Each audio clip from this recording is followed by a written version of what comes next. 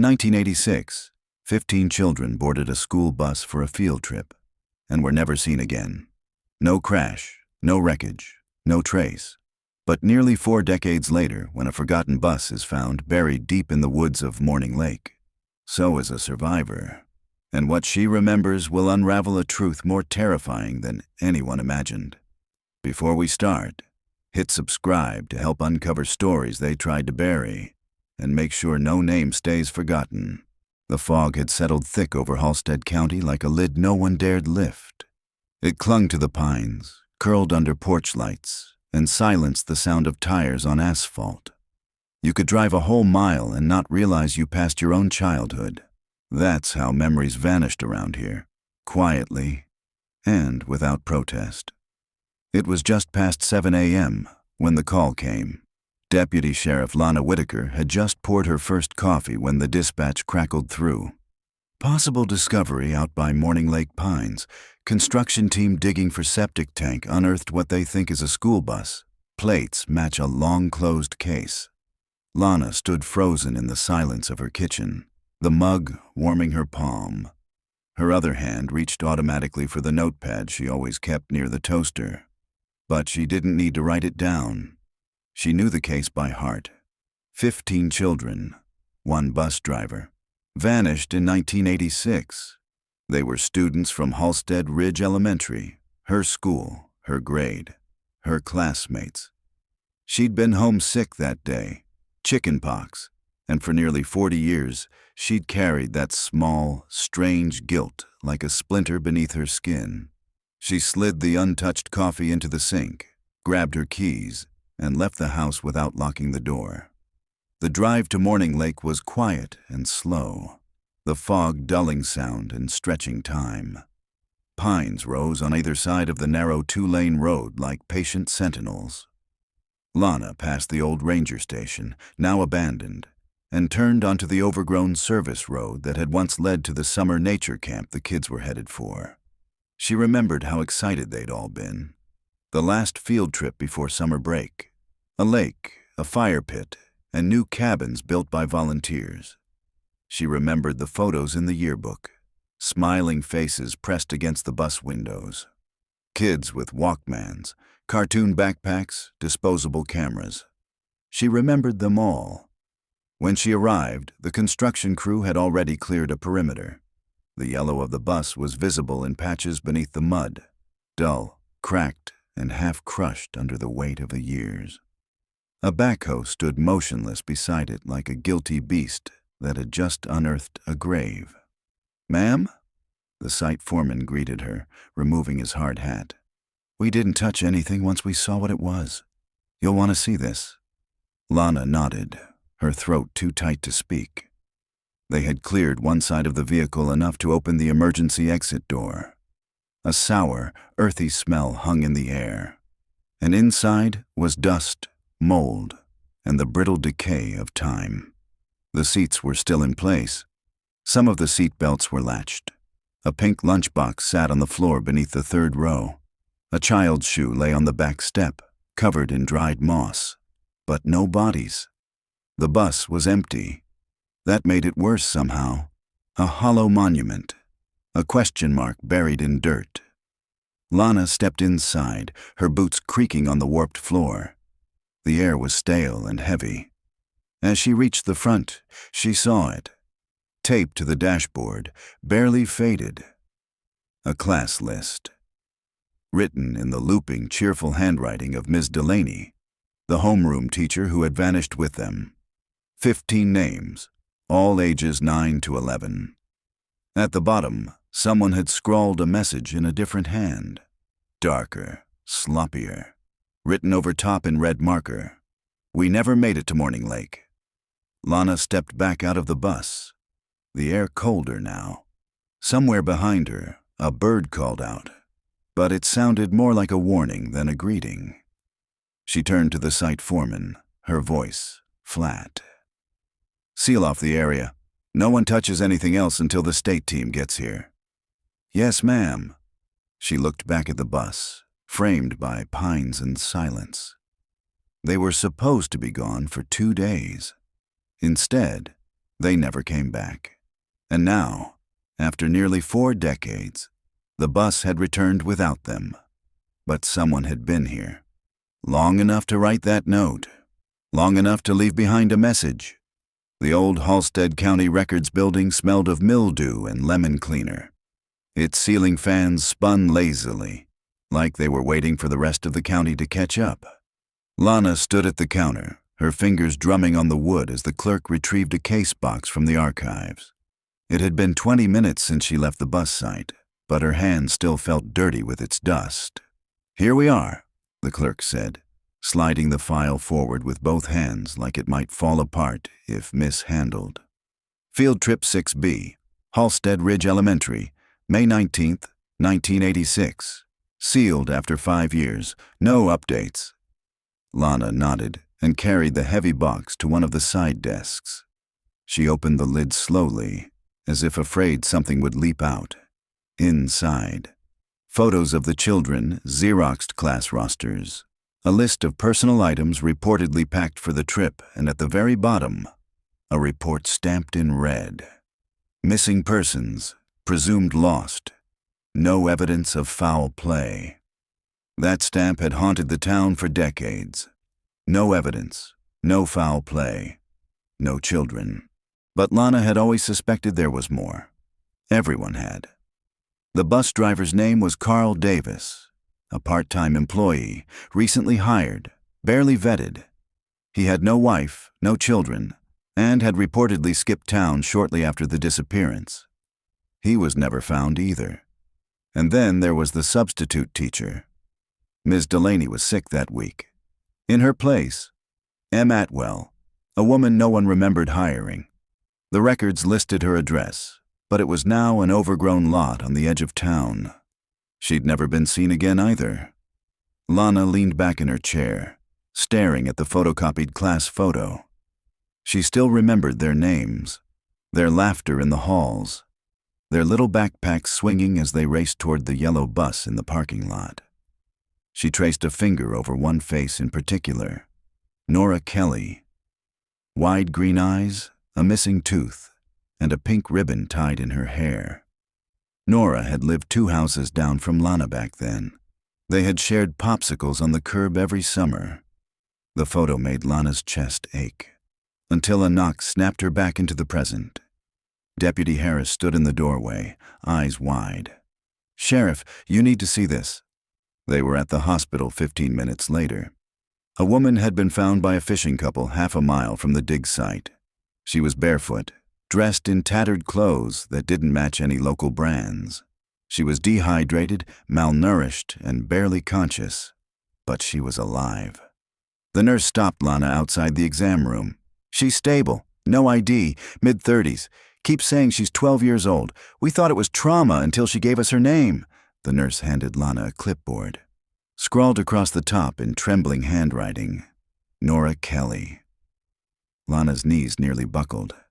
"She says she was on a school field trip," the nurse added gently, "and that she's been trying to get home ever since."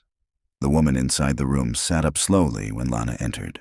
Her hair was long, tangled, her face drawn and pale. But the eyes, they were unmistakable.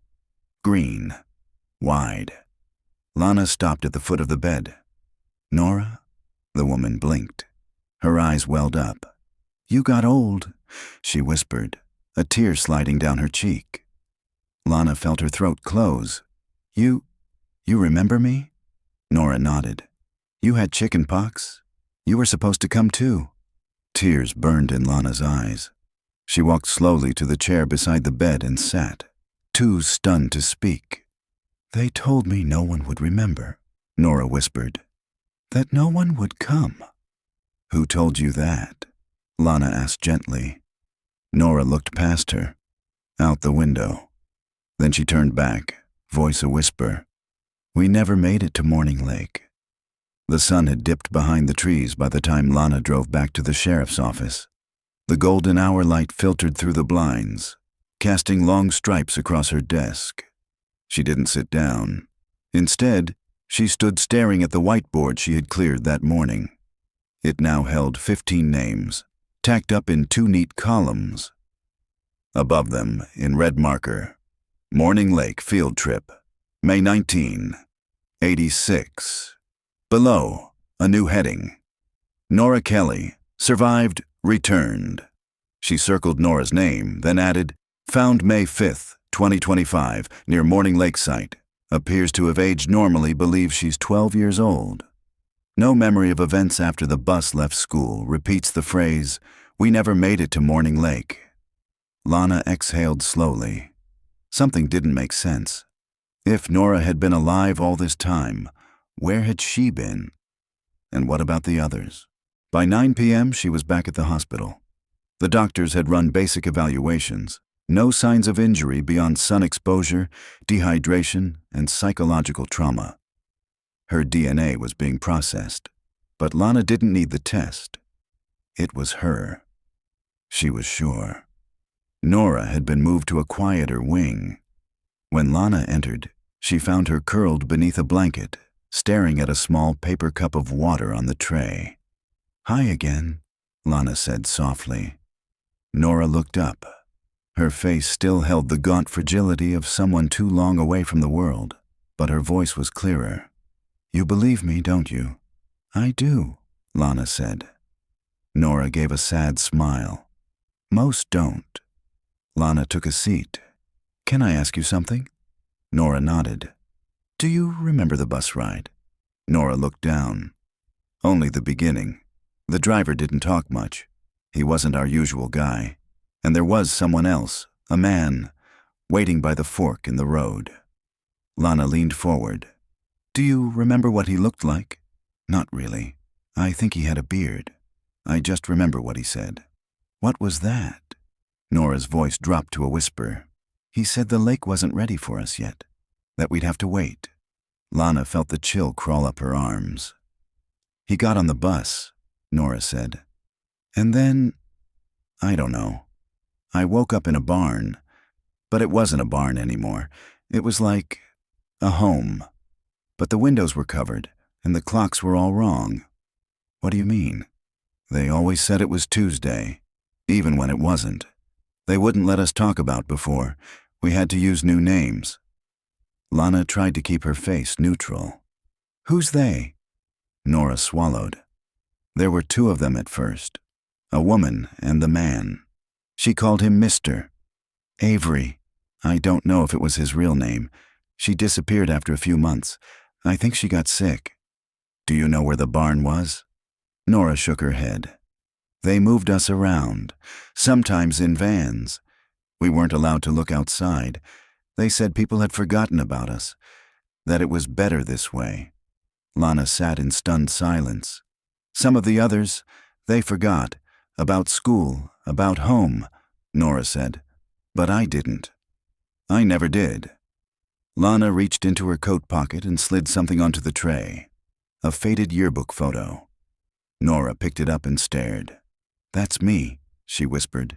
And that's Caleb. And Marcy. And... She stopped, her eyes filling with tears.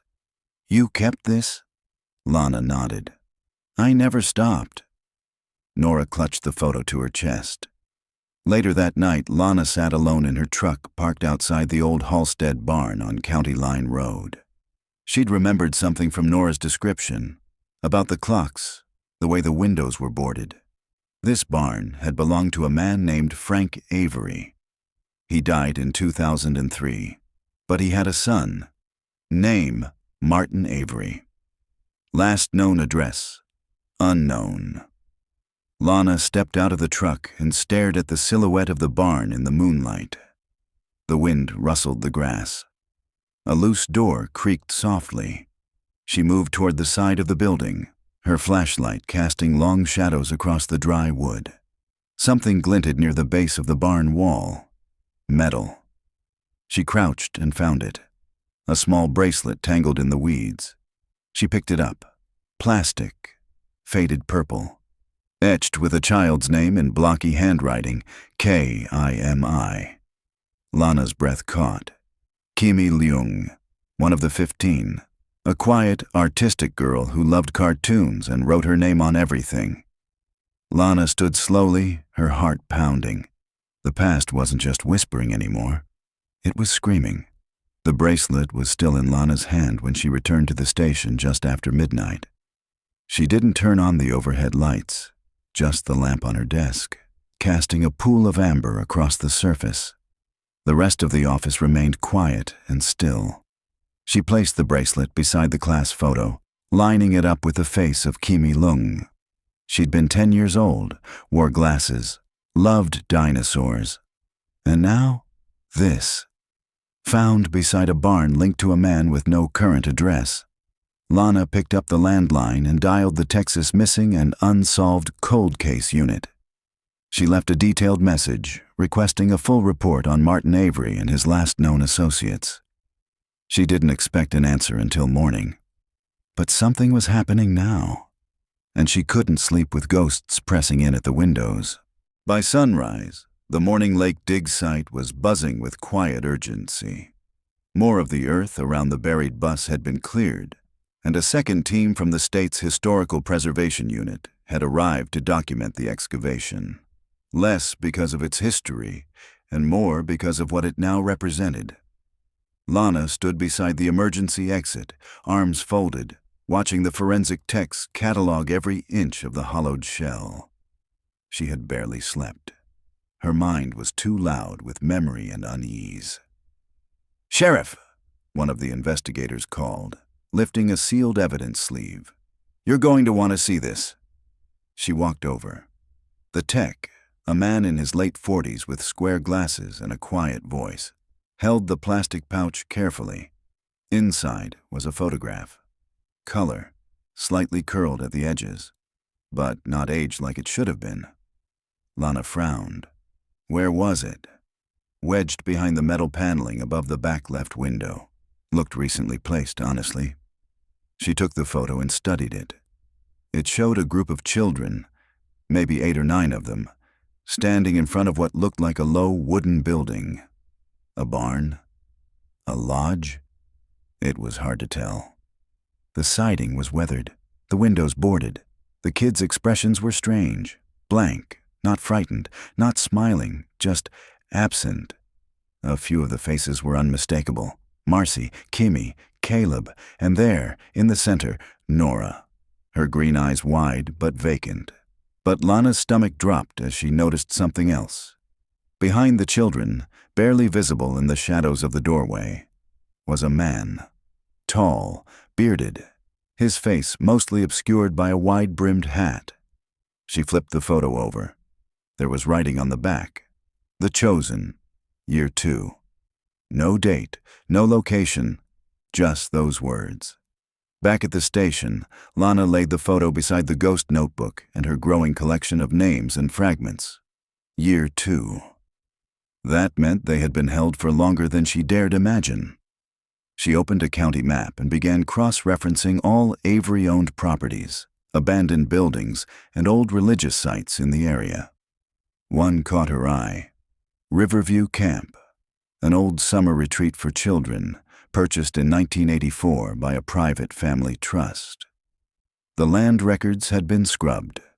The property had remained off-grid since the early 90s. It sat at the edge of the national forest, 30 miles from the bus site. Lana circled it in red ink. That afternoon, she brought the photo to Nora. The moment the image touched her hands, Nora gasped. Her fingers trembled. "This was after the first winter," she said softly. "We were made to pose once a season, to show progress." She looked up, tears forming in her eyes. "That building, it's where they kept us the longest. Do you know where it is?" Nora shook her head slowly. "We weren't allowed outside without blindfolds, but I remember sounds, a river, a whistle at sunset, and the air, it always smelled like burning pine." Lana's mind clicked into gear. Riverview Camp was named for its proximity to a river bend, and there had once been a logging train that passed through that region. Its whistle used to echo for miles at dusk. "Do you recognize this man?" Lana asked, pointing to the shadowed figure in the photo. Nora hesitated. "That's not Mr. Avery," she whispered. "That's someone worse." "Worse?" They called him Father Elijah, but he wasn't a priest. He just liked the sound of it. Lana felt a chill work up her spine. What happened to him? Nora stared at the photo. I don't know. He just stopped coming one day, after year 3. Then we were moved again. Different place, different rules. Some didn't make it, some... She broke off, her voice cracking. Some forgot their own names. Lana placed a gentle hand on Nora's. You didn't forget, she said. You came back. Nora gave a fragile nod. But they're still out there. Some of them. I feel it. The others. She looked Lana directly in the eyes. They don't want to be found. That night, Lana drove north toward Riverview Camp. The road narrowed to gravel, and the trees thickened like walls. Fog gathered low on the ground, curling between roots and old fence posts.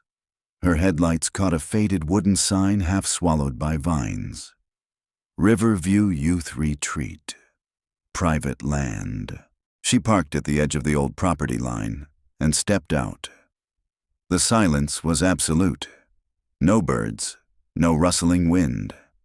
Just the low hiss of distant water. Maybe a river. Lana took a flashlight and followed the overgrown path. Halfway down the trail, she saw it. The building from the photo. Its roof sagged. The porch was rotted through, but the walls were the same, wooden siding blackened at the corners. The windows were boarded from the inside. She approached slowly.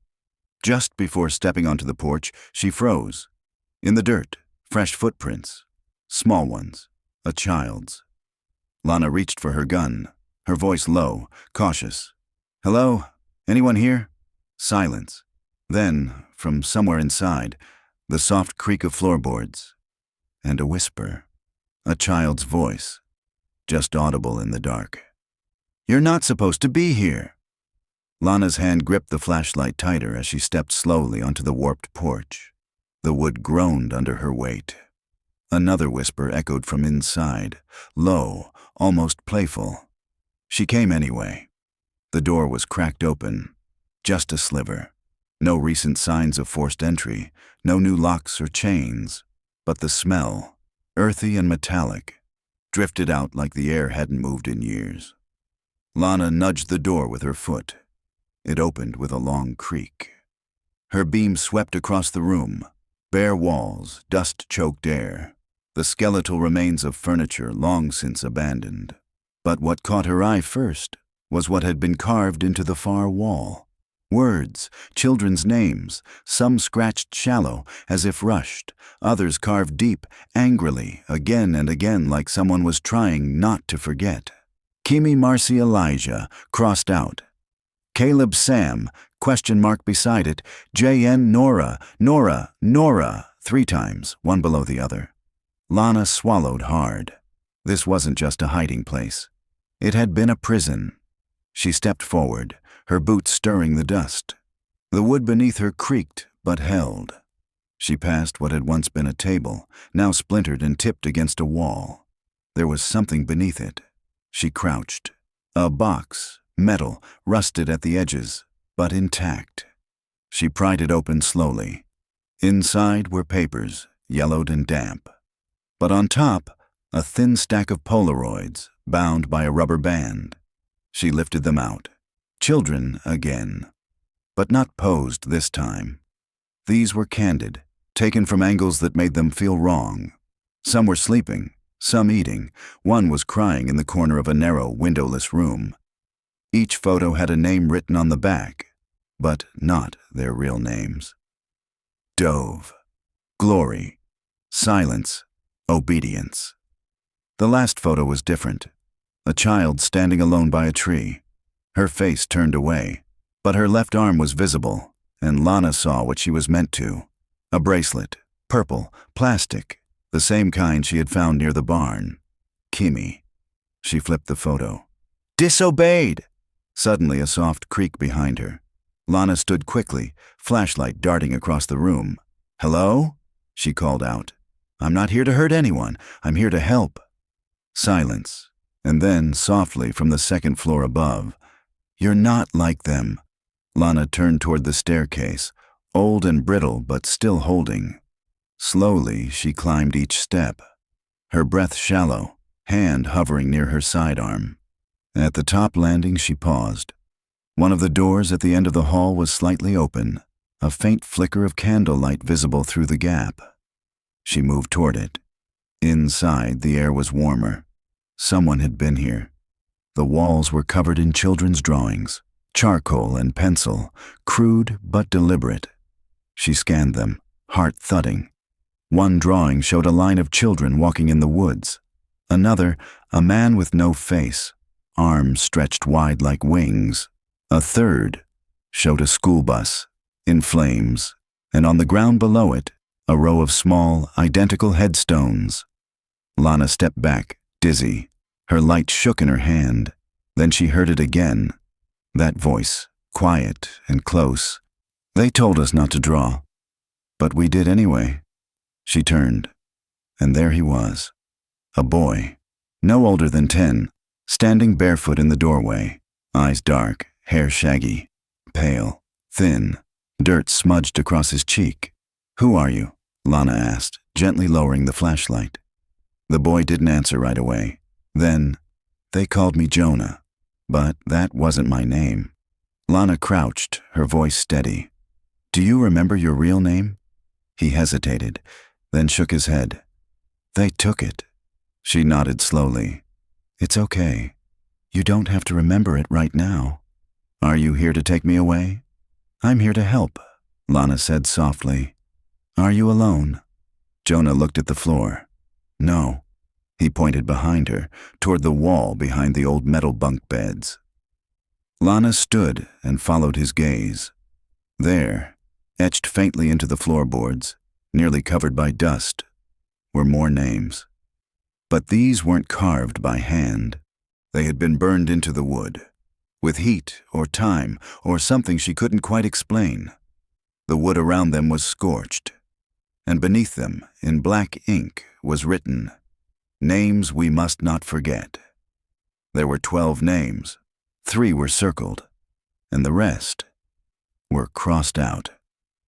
Lana sat with Jonah in the back of her SUV, the boy wrapped in a heavy blanket, silent except for the soft rustle of the emergency thermal foil crinkling with each movement. His eyes, gray, distant, and far older than any 10-year-old's, stared out the window as if waiting for something to leap from the trees. They hadn't spoken much on the drive back. He hadn't asked where they were going. He hadn't asked why she had come. Only one thing seemed to matter to him. Are the others coming back too?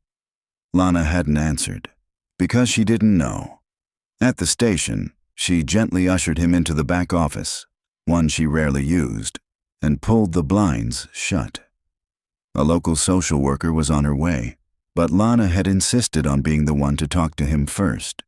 She brought him a juice box, an old wool hoodie, and a set of photos she printed from the original yearbook, laminated and faded from time. Jonah sat with the photos in his lap. He traced a small finger over each face. "I remember her," he whispered. "That's Marcy." Then he tapped another. "And him, Sam. He always got in trouble. He wasn't good at staying quiet." He pointed to one more, Lana's own childhood face. "You were supposed to come." She smiled faintly. "I was, but I got sick." Jonah tilted his head. "That's lucky." Meanwhile, across town, the forensics team called in a discovery. They had found another photo buried beneath the rear floor panel of the bus, this one partially burned. It showed 4 children seated around a campfire. One of them, facing the camera directly, had dark skin and short hair. In the bottom corner, written in marker, "He stayed." He chose to stay. Lana stared at the photo. Something tugged at the edge of her memory. She pulled up the old roster again, mentally reviewing each name until she paused at one. Aaron Devlin. Age 11 at the time of the trip. Quiet, bright, a gifted chess player, always reading books far beyond his grade. She checked the county database. There was an A. Devlin listed in the town's electrical department. Age 49. No high school record on file prior to 1990. Moved into Halstead in 2004. Lived alone in a trailer outside of town. No listed next of kin. Lana stood slowly. She didn't believe in coincidences anymore. The trailer was perched at the edge of a gravel lot, half buried by pine needles, the door rusting at the hinges. A single bulb above the porch flickered faintly as Lana pulled up. She knocked once. No answer. She knocked again. This time, a voice answered. Low, calm. I knew someone would come eventually. The door opened. The man who stood there looked older than his years. Gray streaks at the temples, eyes sharp and unreadable. He wore a simple shirt, flannel jacket, and work jeans. But there was something about the way he stood. Still, like someone waiting for judgment. Aaron Devlin? Lana asked. He didn't respond right away, then nodded once. I remember you, he said softly. You used to wear braids and a jean jacket with patches. Lana blinked. You remember me? We were in the same class. You had a green backpack with a silver zipper that always got stuck. Her heart skipped. Why didn't you come forward? Aaron stepped aside. Because not everyone wanted to leave. Inside, the trailer was meticulously clean. Sparse. A chessboard sat on a small coffee table.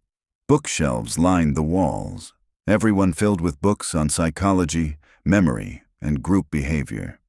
I left the sanctuary in 1991, Aaron said, sitting carefully on the edge of the couch. I was 16. They let me go. Let you? I was the one who stayed when others tried to escape, the one who helped them keep order. I believed in it. For a long time, I thought it was safe there. Lana sat across from him, listening. But then things changed, he continued. After year 4, the group splintered. Elijah disappeared. The others began to rebel. Marcy ran. Caleb tried to fight back. I stayed. Not because I agreed, but because I was afraid of the outside. Lana's voice was steady. You could have helped find them. I was told the world had forgotten us, that our families had moved on. His voice broke slightly. When I finally left, I didn't know how to be anything other than quiet. He looked at her. But if you're here now, someone else must have come back. Lana nodded. Nora. Aaron's eyes flickered. She remembered? He whispered. After all this time? She never forgot. Aaron looked away toward the window, where dusk was just beginning to touch the treetops. I know where the others might be, he said. At least, where they were sent. After the fires. Fires? Aaron's hands clenched. There was an uprising. Some of the kids, older by then, they set part of the sanctuary ablaze. The group scattered. The younger ones were moved, split up, hidden under new names. He stood. They buried the truth in the woods, but I can take you there. That night, Lana met Nora in her hospital room and showed her the photo of the boy at the fire. Her breath caught. She stared at it like she was seeing a ghost. He stayed behind, she whispered. We thought he was gone, but he stayed, and they listened to him. She looked up. Do you think he remembers us? Lana nodded slowly. He remembers everything. The forest felt different now, not wild or free, but watchful, as though it remembered what had been done here. The leaves rustled, but the air was still. Each step Lana took on the narrow trail behind Aaron Devlin stirred the silence like dust. He hadn't said a word in the last mile, only walked with a quiet urgency, hands in the pockets of his jacket, eyes never straying from the path. Nora hadn't come, her body too weak, her memories too raw, but Lana had promised to go, to see what was left, and to try to find who wasn't. They reached a small clearing just after noon. Surrounded by towering pines, a half-collapsed structure leaned against the hillside. The roof had caved in. Vines twisted up through the wooden frame like nature was trying to reclaim what man had hidden. "This was the original sanctuary," Aaron said quietly. "The first site. The place we were taken after the bus was diverted. It used to be bigger. There were 4 cabins, a lodge, and 2 underground cells." Lana paused. "Cells?" He nodded slowly. "They called them reflection rooms. But they were just pits. No light, no noise. Just the sound of your own thoughts until they stopped making sense." Lana's stomach turned. "They put kids in there?" "Marcy, Kimmy, Nora once, for saying the word school. I let it happen." His voice cracked. "I didn't stop it. I believed it was the only way we'd survive." Lana took a deep breath and stepped into the ruins. Inside, the smell of mildew and ash lingered faintly. Scorched floorboards, broken furniture. But in one corner, shielded beneath the collapsed beam, was something intact. A set of 3 small lockers, rusted but still upright. Aaron joined her. "These were ours," he said. "They made us keep only what they gave us. Blank books, uniforms, 1 spoon. But some of us hid pieces of who we used to be." Lana pulled open the first locker. Empty. The second, barely ajar, held only a torn shoe and a melted crayon. But the third, something was there. A bundle wrapped in cloth. She carefully lifted it out and opened it. Inside, a cracked cassette player, a child's bracelet, and a drawing, carefully preserved in plastic. It showed a girl standing on a hill, beneath a full moon. She wore a red ribbon, and in her hand was a sign. 3 words were written on it: "We are still here." Lana knelt, the drawing in her lap. It wasn't just a plea. It was a declaration. Aaron crouched beside her. "Nora drew that. I remember, the day before she ran." "You said they scattered the others," Lana whispered. "Where?" He pointed toward the ridge behind the old sanctuary. "There's a second trail. Hidden. That's where they moved the younger ones when the fire came. They didn't call it sanctuary anymore." "What did they call it?" Aaron's eyes darkened. "Haven." 2 hours later, Lana stood at the crest of the ridge. The sun was beginning to dip low, sending long beams through the trees. Ahead, partially camouflaged by moss and age, stood a concrete structure built into the hillside. There were no signs, no markings, no path, only a steel door rusted at the hinges. Aaron approached it slowly. This was where they took the ones too young to question, or the ones too broken to resist. It was quieter here, colder. They didn't teach anymore, just observed. Observed? They'd call it watching the fruit ripen. I didn't understand what they meant at the time, but it was about control, about waiting. "For what?" Lana asked. Aaron looked away. "For obedience, for full forgetting." He placed his palm on the cold metal. "There's a room inside, sealed, last I saw. They called it the garden. No lights, just voices. They made some of us stay in there until we stopped asking to leave." Lana shivered. "And what happened to the ones who didn't stop asking?" He didn't answer. They pried open the door with an emergency jack from Lana's truck. The air inside was damp and still. Her flashlight beam swept across cement floors, water-stained walls, and broken furniture. Scratches lined the walls. Names, symbols, short messages etched with fingernails, keys, or worse. But what stopped Lana cold was a small door to the right. A plaque hung crookedly above it. The only word on it: garden. She turned to Aaron. He nodded slowly. "Some of them are still alive, Sheriff," he said quietly. "I don't know where, but I know it in my bones." He stepped back, his voice a whisper. "Because I hear them in my dreams, calling each other by the names they weren't supposed to say."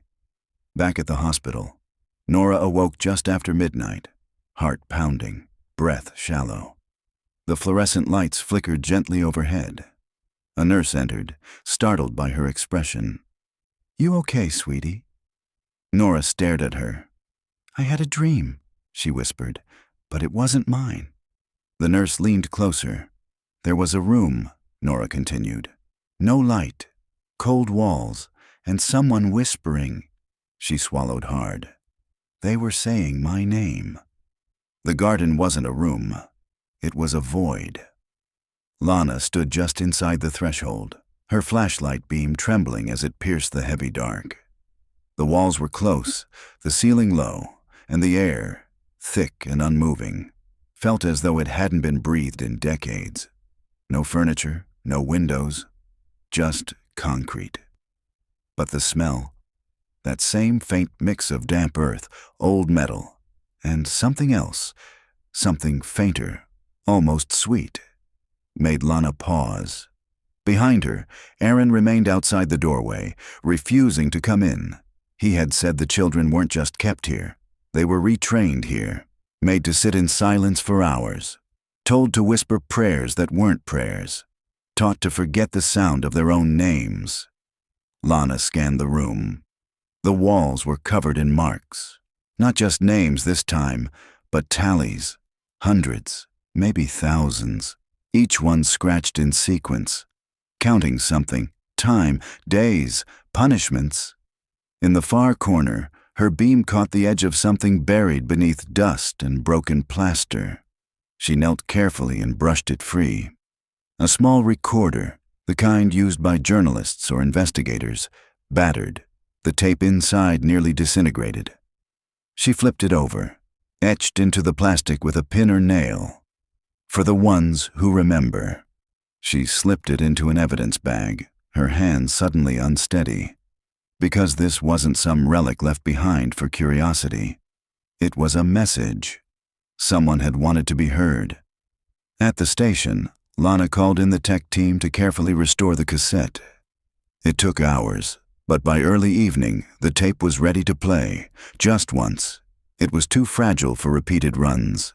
She asked to be alone when they played it back. The lights were low. The rain had started tapping against the station windows. She pressed play. Static. Then, a voice. Small. Weak. This is Nora, I think. I don't know anymore. It's dark. I can't tell how long I've been here, but I think I remember school. I think I had a brother. Lana sat forward. They don't let us say real names. They say that's how the world finds you, but I write them anyway. Even if it's just in my head. A long pause. If anyone finds this, don't believe them when they say we ran away. We didn't. We were taken. We were made into something else. Another pause. But I'm not gone. Not yet. The tape clicked. Lana sat in the silence, pulse racing. The tape was old. The voice wasn't Nora's. The voice was younger, more hesitant, but unmistakably Kimi Lung. That night, she brought the recorder to Nora at the hospital. When she played the tape, Nora covered her mouth. I remember this, she whispered. She used to practice her voice, like she wanted someone to hear it the right way someday. She was trying to hold on, Lana said gently. Nora nodded. She never gave up, even when the others started to fade. She reached for the tape, then stopped. She's alive, she said quietly. I don't know how I know that, but I do. Lana didn't argue, because the voice hadn't sounded like someone at the end. It had sounded like someone waiting. The next day, Aaron handed Lana a map, hand-drawn from memory. He pointed to a spot near the far end of the woods, just beyond the second ridge. There was a hatch, hidden in the roots of a tree that had been split by lightning. They used it when they wanted to move people without being seen. You think it's still there? If they were smart, Aaron said. And they were. Hours later, Lana and a team hiked into the dense forest. The sky was overcast, the branches thick overhead. Every snapped twig underfoot echoed like a warning. They found the tree, a tall cedar, hollowed near the base, its trunk cleaved decades ago and blackened on one side. lightning split. Beneath its roots, carefully concealed behind brush and loose stone, was a rusted metal hatch. They forced it open. A narrow tunnel descended into the earth. Cold air poured out like a sigh. Lana led the way down the old ladder. What they found below was not just a tunnel, but a network. Hallways, rooms, bunks, crates, all abandoned, but too intact for comfort. And then they reached a door. Worn, wood-lined, but sealed tight. She knocked once. Silence. Then, from behind the door, something scraped. A footstep? Lana pressed her ear to the wood and heard it. A voice. Small, cautious. Is it finally okay to speak again? Lana stood frozen in the tunnel, her breath held tight in her chest. The voice behind the door had been small, raspy, and full of something that hit her harder than fear. Hope. She stepped forward and knocked again. Hello? My name is Lana. I'm a sheriff. You're safe now. Another silence. Then, they said we couldn't leave until someone remembered us. Lana signaled to the deputy behind her to help unseal the door. The hinges shrieked as they pried it open with crowbars. Dust poured out in thick clouds. The air was stale, unmoved for decades. Inside, the light from Lana's flashlight landed on a figure. Hunched, thin, wrapped in layered clothes and tattered blankets. A girl, but not a child. A woman, maybe late 30s, maybe 40. Eyes wide, hair matted, skin pale and translucent from years without sunlight. She blinked and shielded her face. Too bright, she whispered. Too fast. Lana crouched carefully. What's your name? The woman trembled, clutching something close to her chest. A leather-bound notebook, edges cracked with time. They called me Silence, she said, but that wasn't mine. Do you remember your real name? She stared for a long moment, then whispered, Kimi. Kimi Lung. Lana's throat tightened. The girl in the Polaroids, the name on the bracelet, the voice on the tape, and now, alive. Back at the hospital, doctors worked in silence. Kimi barely spoke during the initial evaluation. Her responses were slow, careful, like she wasn't sure the world around her was real. Nora sat across from her in the quiet recovery room, watching through tear-filled eyes. You remember me? She asked softly. Kimi turned her head. Her lips parted. You had the red ribbon, she whispered. Nora smiled through the ache. You used to braid it for me. Kimi reached out, hesitated, then placed the notebook on the bed between them. They made me keep records. They thought I was obedient. But I wrote the truth too. In the margins, in code, like we used to do in math class. Lana took the journal carefully and opened to the first page. It looked like sermon notes, passages and reflections, scribbled verses, mantras of the cult. But in the corners of the page, numbers, shapes, dates, and names, so many names. Caleb, taken from Sanctuary, 1988, did not return Marcy, escaped during fire, believed dead, not confirmed. Sam, broken, Hatch. No recovery, Jonah, obedient. Transferred Nora, punished, erased, memory withheld me, waiting. Each entry grew darker, more fractured. Until the final one, if someone finds this, don't just take us back, take us forward, help us become real again. That night, Lana sat with the journal in her lap, flipping through the pages.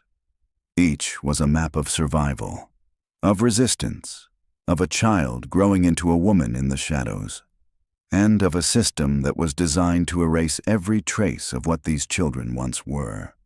But Kimi hadn't forgotten, and neither had Nora, and Aaron too, despite everything, had led them here, the last survivors. But were they the only ones? The following morning, Aaron stood beside Lana at the ridge, staring down into the woods below. The records mentioned a second tunnel, Lana said, one that was never found. Aaron nodded. The older kids spoke of it like a myth, a way out. But I think it wasn't an escape route.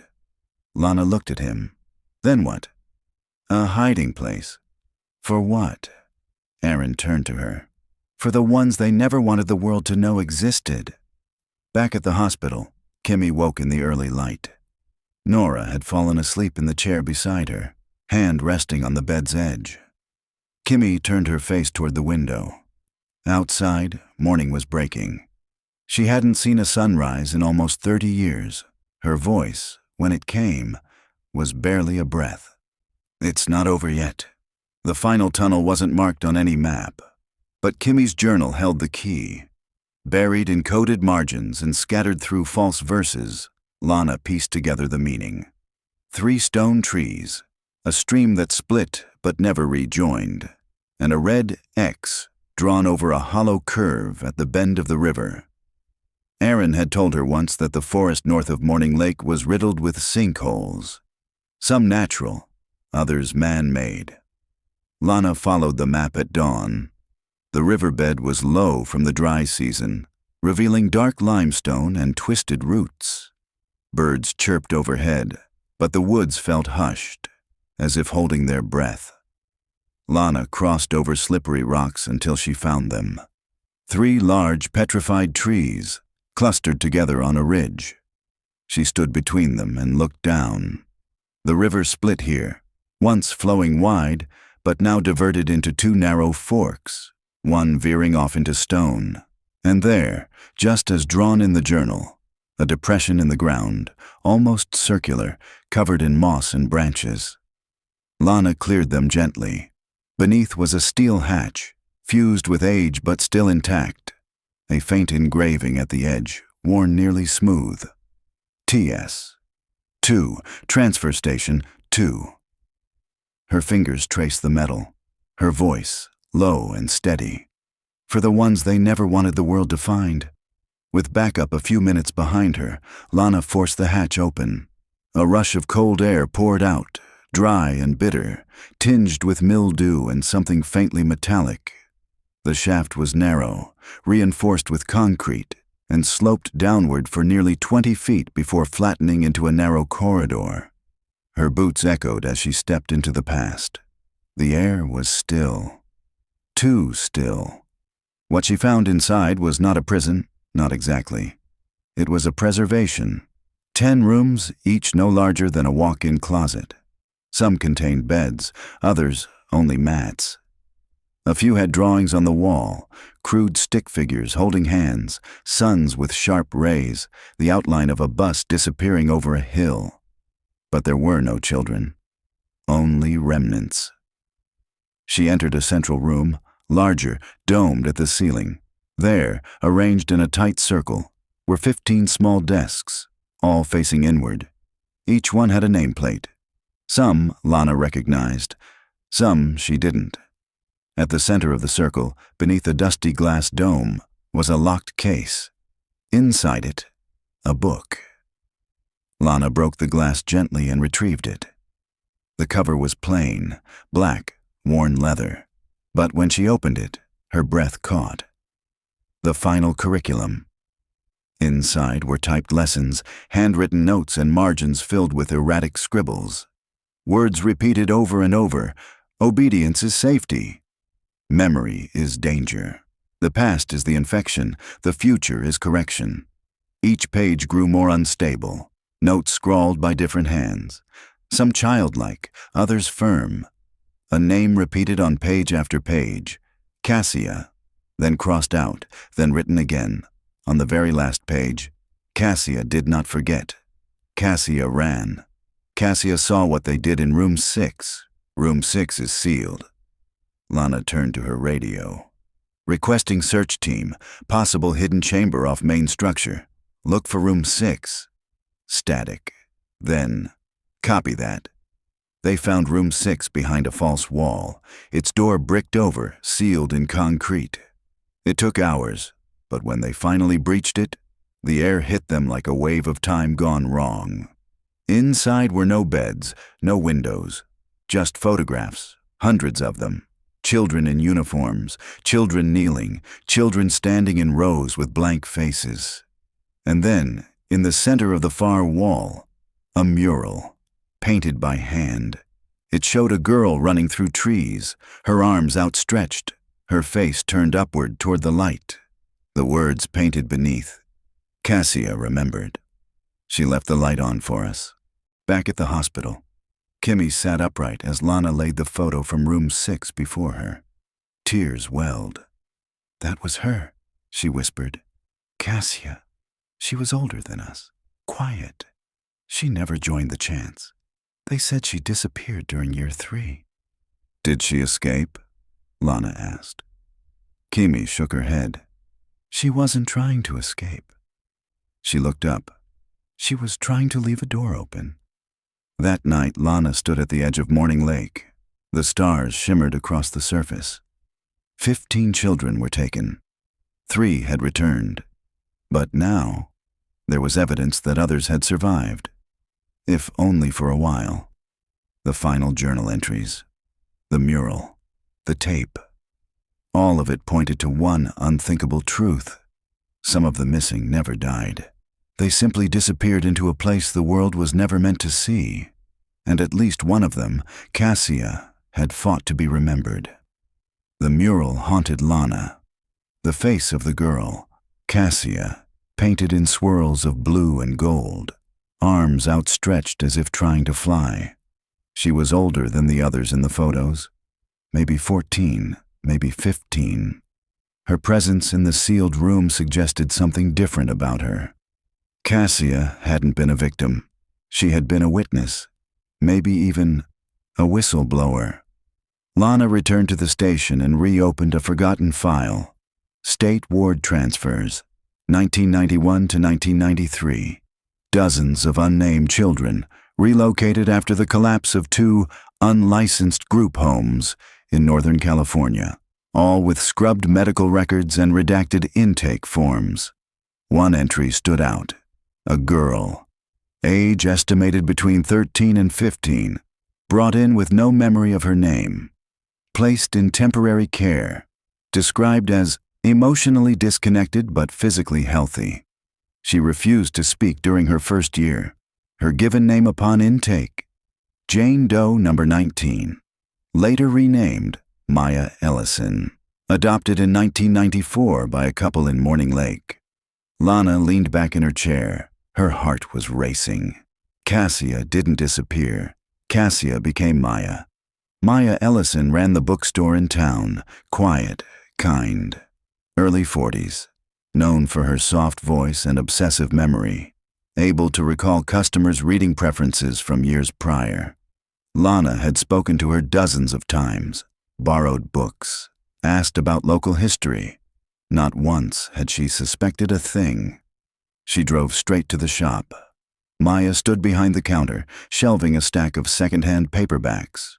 Her hair was pinned in a loose bun, glasses perched on her nose.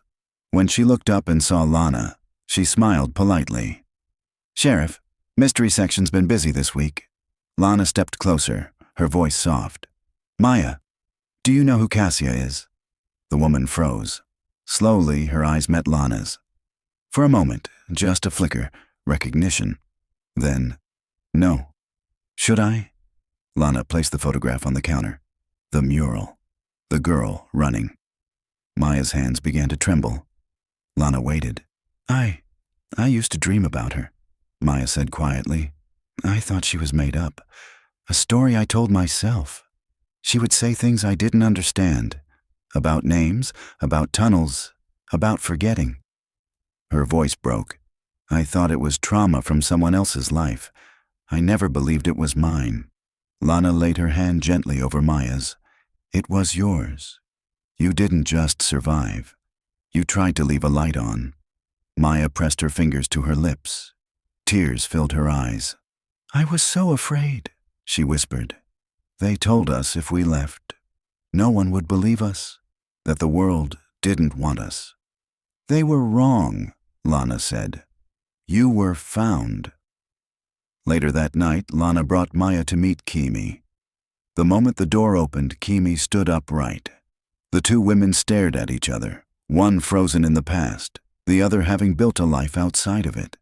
Then Kimmy whispered, "Cassia," and Maya whispered back, "Kimmy." They embraced, slowly at first, then fiercely. Tears fell, but no one said much. They didn't need to. The silence between them wasn't empty. It was proof. They had endured. Aaron visited the next morning.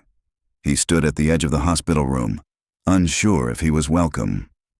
Kimmy nodded to him. "You're the reason they weren't all forgotten," she said. "You stayed." "I was too afraid to leave," he replied. Maya looked at him carefully. "Maybe, but fear kept us alive."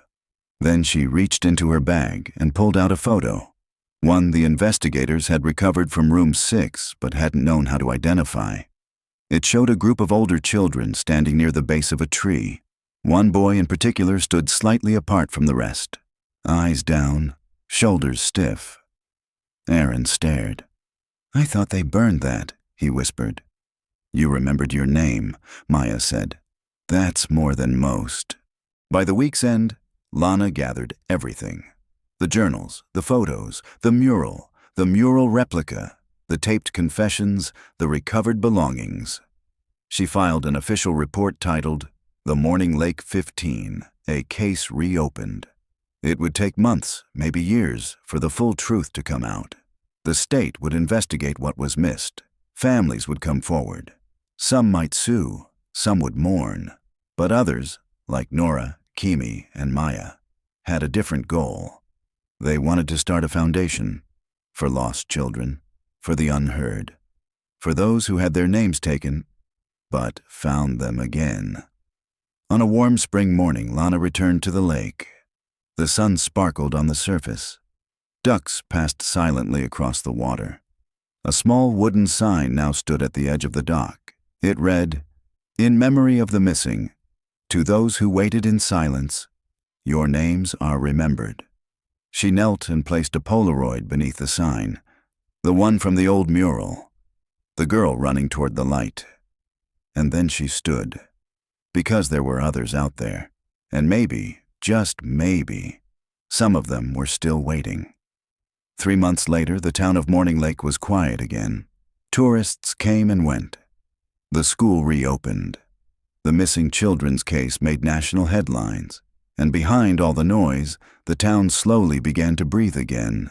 But for those who had lived it, the wounds hadn't fully healed. Not yet. Nora was the first to leave. She moved to Seattle, started taking classes, and began painting again, something she hadn't done since she was a girl. Her first canvas was of the mural Cassia had painted in room 6. "It's not just about surviving," she told Lana before leaving. "It's about creating something no one can take away." Kimmy chose to stay. She lived in a small cottage near the edge of the woods. The townspeople were kind. Some remembered her name from old prayer lists. Some remembered her mother. She visited the lake every week and left a flower at the wooden sign. She never brought her journal, but she always brought her voice. Sometimes she just spoke aloud to the trees. Names, real ones. Maya returned to her bookstore, but it wasn't just stories she shelved now. She hosted free workshops for youth, quiet spaces for those who didn't have safe homes or even safe memories.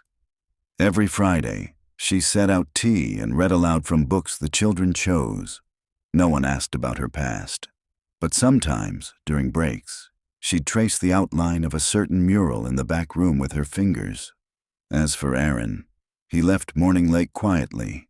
No goodbye, no forwarding address.